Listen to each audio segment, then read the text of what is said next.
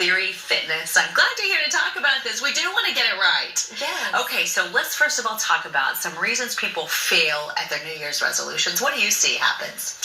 Typically, we see members be impatient and inconsistent with their efforts. They really go hand in hand. Being patient with new workout programs, letting the body adapt to the new changes being placed upon it, and then being consistent with those efforts over time will help members to reach their goals. And then what are some common errors that people make? Good question. Common errors we see are improper form and technique. This is a problem because that can lead to injury, and then that domino effects into people not coming into the studio or the gym to get their workout. Sure, yeah. If you're not feeling good or if you hurt yourself, then you're really going to mess up on your resolutions. So give us some ideas of some of those problems that you see people doing, and then perhaps when you're out there working out, you won't do those same things. Yes, absolutely.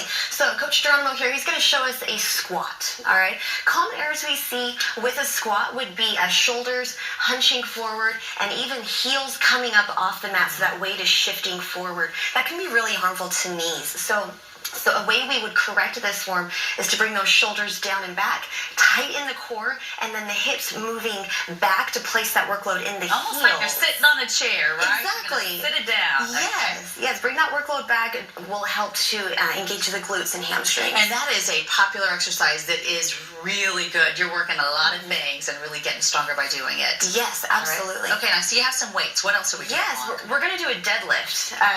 Common error we see, we like to call it the melter. So when there's just slouching down into that movement, again, we can correct this just by a couple different things.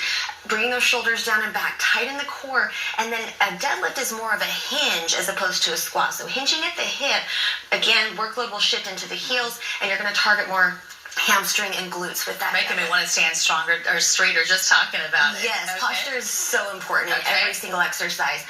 Let's do a push-up. All right. Geronimo, let's go. So common errors with a push-up, we see maybe head slouching, elbows jutting out, and even hips either too high or too low in that push-up. So a way we can correct this is to bring those shoulders down and away from the ears.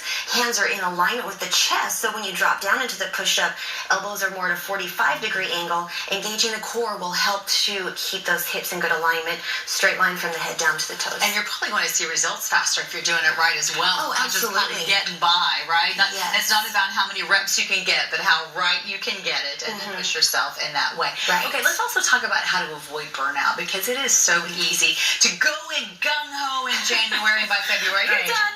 Right. So how do we not do that?